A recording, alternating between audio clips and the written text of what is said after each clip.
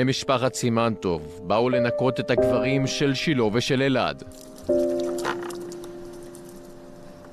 בני דודים חללי צה"ל שמצאו את מותם במהלך שירותם הצבאי. אלעד נקבר בצמוד לשילה. זה היה סגירת מעגל. אולי זו הייתה משאלתו של אלעד להיקבר צמוד לשילה. שילה ואלעד היו לוחמים בסיירת גולני. הם אינם רק בני דודים. הם גרו בשכנות ברחוב אחד. בהפרש של 7 שנים המשפחות שלהם חוו את הטראומה של הדפיקות בדלת. אחד מהמודיעים היה המודיע באירוע של שילה. וכשהוא נכנס ביומיים אחרי ההודעה, כשהוא שמע את השם סימנטוב, הוא אומר, רגע, עלה לו בזיכרון שהוא כבר היה כאן. ואז הוא הבין שהוא היה אצל עוזי ואביבה. ועכשיו הוא בא והודיע לנו בסוכות. זהו יום הזיכרון הראשון של זאב ואתי סימנטוב. מאז נפל בנם סרן אלעד, בחג סוכות האחרון בהתקלות עם מחבלים בדרום לבנון. ההרגשה היא לא קלה, האמת, שאנחנו לומדים איך לעבור את זה כפרט ובכלל כמשפחה. למזלנו, יש לנו משפחה מדהימה, אחים של זאב שגרים ביישוב שלנו, ובכלל תמיד עוטפים אותנו, תמיד מחבקים. ברוך השם, אנחנו עטופים. ו7 שנים אחרי, משהו משתנה? 7 שנים, ככל שעוברים השנים, אומרים כקלישאה שככל שהזמן עובר, זה הכאב פוחת, אבל זה לא. ככל שעובר הזמן, מרגישים יותר ויותר את החוסר. הם נכנסו לאיתור בעית השעב. אלעד והקלה שלו, יעקב הלל, הסתערו לקומה השנייה. בא מולם מחבל, הרג את יעקב הלל, הקלה של אלעד. אלעד יורה והורג את המחבל. בינתיים 3 מחבלים יוצאים מפיר מאחורה. הם זורקים רימונים, המחבלים זורקים רימונים. והם יורים כלפי מטה. בינתיים אלעד מכוון את הכוחות כשהוא פצוע. הוא פצוע והיה לו פציעות מאוד קשות. ואחרי כל האירוע, אחרי שמשתלטים על האירוע וה3 נהרגים, אלעד מגיע לכינוס, נוחתים 2 מסוקים. מי שמנחית אותם זה איתמר, אח של שילה, הבן של עוזי ואביבה. אמרו לנו פצוע אחד בפלגה ב', ואנחנו ישר, כולם תוך ממש כמה דקות, כבר על הכלים בדרך לנקודה. אנחנו לאט לאט מקבלים עוד מידע על יותר פצועים, מדובר על 3 פצועים, 3 פרחים.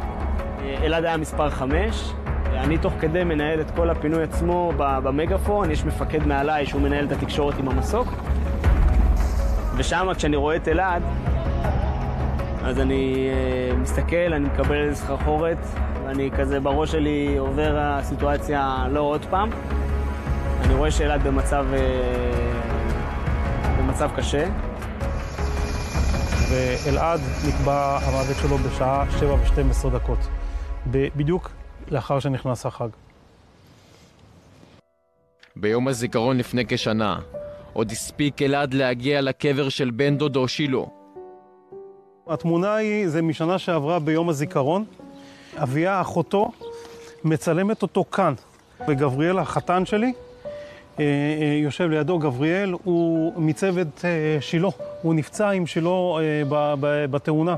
ואלעד הוא מגיע כאן ליום הזיכרון, וזה הצילום שהוא מצולם בצמוד היום לקבר שלו. שאתה רואה את התמונה הזאת היום. תמונה מצמררת. קיבלתי אותה בזמן האחרון מאביה, מהבת שלי. תמונה לא קלה. לא קלה. מה חושבים לקראת יום הזיכרון?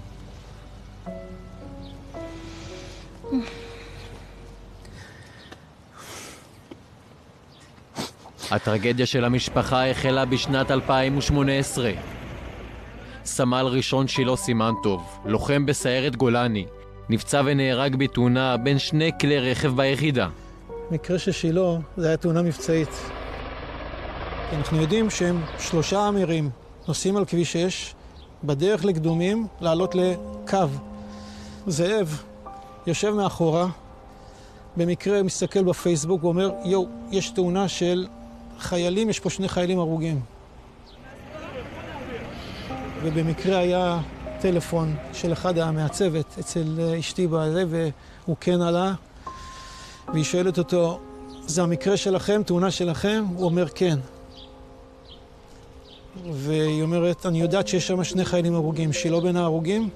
הוא אומר, אני לא יכול להגיד לך. לא יכול להגיד לך. ואנחנו נוסעים על הדרך, ובמקרה אנחנו מקבלים טלפון ממספר בלתי מזוהה. אשתי מקבלת את זה, והוא אומר, ושילה על הקו. שילה על הקו, הוא אומר, אמא, היה לנו תאונת דרכים, אני נמצא עכשיו בבית חולים, נפצעתי, אנחנו דיברנו איתו, צחקנו איתו גם, והיה לנו איזו הזדמנות לתקשר איתו.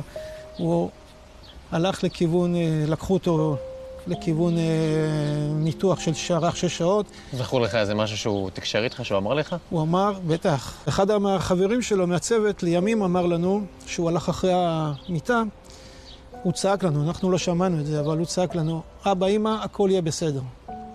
אנחנו לא שמענו את זה. עברו 2-3 ימים, הוא עבר 2 ניתוחים קשים, ונוצר איזה סיבוך במהלך הניתוח, קבעו לו מוות מוחי.